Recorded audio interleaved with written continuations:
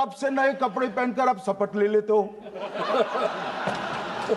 उस वक्त मतदाता सूची का विरोध नहीं करते हो, और जब मुंह की पटखनी पड़ती है बिहार की तरह, तब मतदाता सूची का विरोध करते हो। माननीय मेरे दोहरे मापदंड नहीं चलेंगे लोकतंत्र में। जब आप जीतते हो तब चुनाव आयोग महान है, जब आप हारते हो तो चुनाव आयोग निकम्मा है, बीजेपी का कहने पर चलता है। जब आप जीतते हो मतदाता सूची अच्छी है, मतदाता सूची अच्छी है, और जब आप हारते हो तो मतदाता सूची खराब है। मान्यवर, मुझे कोई आपत्ति नहीं, इस प्रकार का भ्रांति फैलाए तो फैलाए। मेरा दायित्व है कि इस देश की जनता को एक ड्यूअल स्टैंडर्ड की जानकारी देना, जो मैं आज इस सदन में खड़े होकर दे रहा हूं। मान्यवर, आगे पर भी मैं इस विषय को कहूंगा, और ढेर सारे आरोपों के मेरे पास जवाब है। जो 3 प्रेस कॉन्फ्रेंस में, एक सादा प्रेस कॉन्फ्रेंस, एक एटम बम वाला प्रेस कॉन्फ्रेंस, एक परमाणु बम वाला, ये तीनों में क्या हुआ, इसके सारे जवाब मेरे पास है।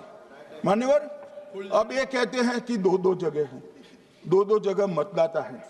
मान्यवर, किन किन लोगों के 2-2 जगह मतदाता, मैं इसमें जिनके नाम 2 जगह रजिस्टर्ड है उसका दोष नहीं निकालता मैं, क्योंकि एक जगह से कोई व्यक्ति दूसरी जगह गई तो 2010 के बाद इसको डिलीट करने का अधिकार आरओ के पास से ले लिया गया। इसके कारण ये विसंगतियां खड़ी हुई है।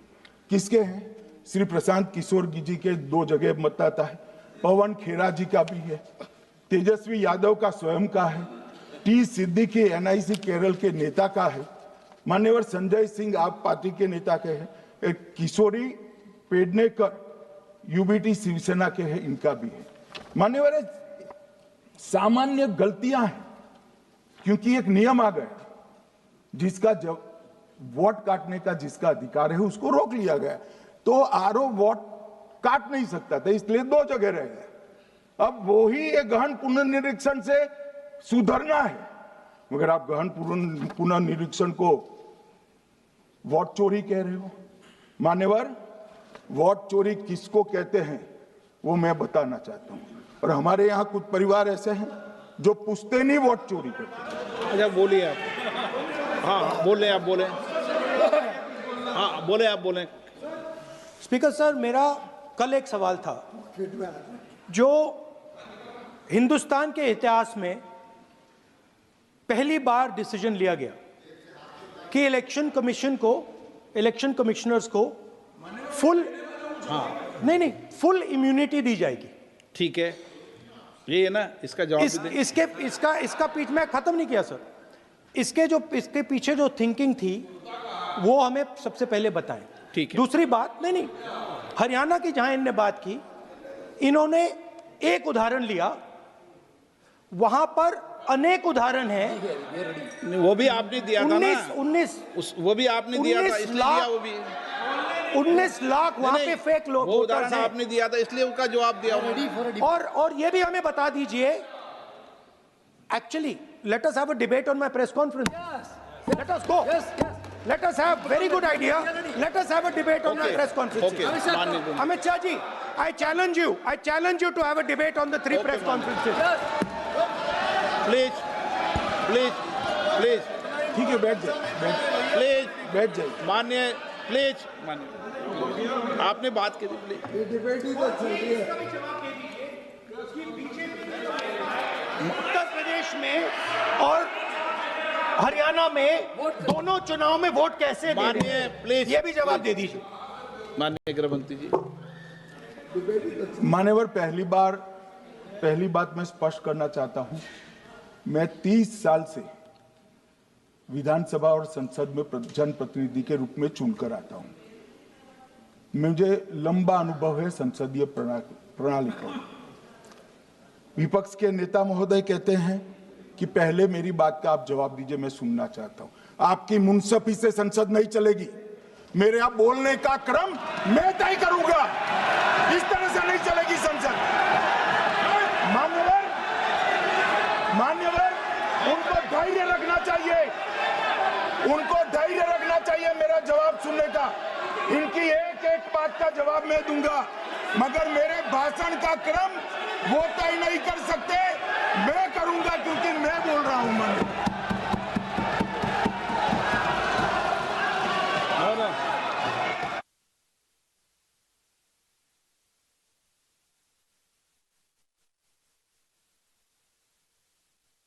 एक मिनट गृह मंत्री जी, एक मिनट गृह मंत्री, क्या गलत बोला उन्होंने? उन्होंने यही बोला, आपने जो बात उठाई है मुझे कब बोलना है मैं तय करूंगा, यही बोला ना। उसमें क्यों उत्तेजित हो रहे हो आप? हाँ, आपके 2-2 मिनट में खड़े होने से थोड़ी जवाब देते रहेंगे। नो, माननीय गृह मंत्री नहीं हो सकता। मैं आपको फिर मौका दूंगा, आपको मौका दूंगा आपको। हाँ बोलिए, हाँ बोलिए सर, ये बोलिए। आपने अगर अमित शाह जी का रिस्पॉन्स देखा तो ये कंप्लीटली डिफेंसिव रिस्पॉन्स है, ये घबराया हुआ रिस्पॉन्स है, ये डरा हुआ रिस्पॉन्स है। अब सुनिए पूरी बात, प्लीज मानिए। नो, सच्चा रिस्पॉन्स नहीं है। माननीय गृह मंत्री जी,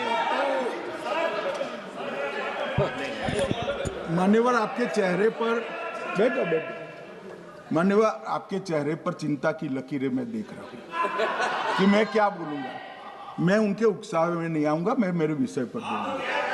मान्यवर, मैंने इतना ही कहा कि मैं मेरे भाषण का क्रम मैं तय करूंगा। मेरे भाषण का पहले क्या बोलना, बाद में क्या बोलना, मैं तय करूंगा। और मैं मानता हूं कि हर एक वक्ता का ये अधिकार है, उनका भी है, मेरा भी है। कल वो बोल रहे तो हम ऐसा थोड़ी ना बोले आप झूठ क्यों बोल रहे हो, हम नहीं बोले, नहीं बोल सकते साहब। वो माननीय विपक्ष के नेता है, वो बोल सकते अपना भाषण। मान्यवर, और मैंने तो ये भी कहा, मेरा पूरा भाषण छूट कर कुछ बच जाता है तो आप पूछिएगा, मैं जवाब दूंगा। मगर अब धैर्य भी चाहिए और सुनना भी चाहिए, दोनों चीजें करनी पड़ती है। मान्यवर, वोट चोरी का कोहराम बचा। मैं वोट चोरी किसको कहते हैं वो बताना चाहता हूं। वोट चोरी के 3 आयाम हैं। एक तो मतदाता नहीं है, मतलब योग्यता नहीं है, और आप वोटर बन जाते हो तो वोट चोरी माना जाएगा। दूसरा, आप गलत प्रकार से चुनाव जीतते हो तो वोट चोरी माना जाएगा। और तीसरा, जनादेश को डिफाई करते हो, मतलब वोट के विपरीत आप कोई पद प्राप्त कर लेते हो तो भी एक प्रकार से वोट चोरी होता है। अरे सुनो ना, क्यों जल्दबाजी करते हो मानिकम, क्यों?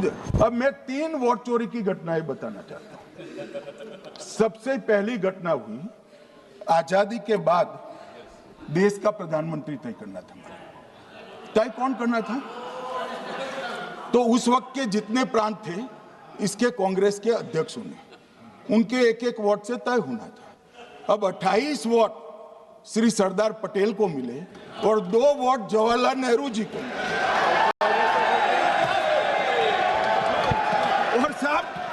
और साहब प्रधानमंत्री जवाहरलाल जी बने। मान्यवर,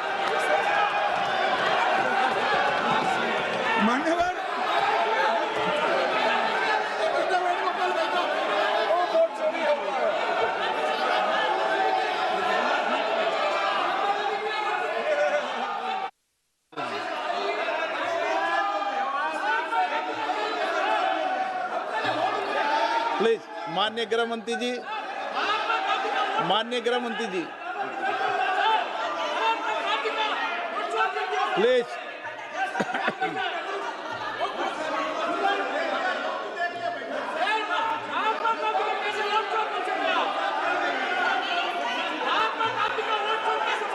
बैठो, बैठिए माने, प्लीज।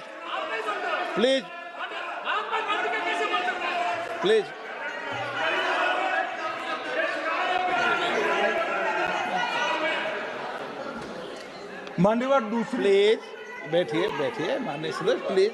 हर बार नहीं उठते, बैठिए। मान्यवर, दूसरे प्रकार की वोट चोरी और नैतिक तरीके से चुनाव जीतना, ऐसी वोट चोरी भी भूतकाल में एक बार हुई थी। श्रीमती इंदिरा गांधी रायबरेली से चुनी गई, इलाहाबाद हाईकोर्ट में श्री राजनारायण पहुंचे कि चुनाव नियम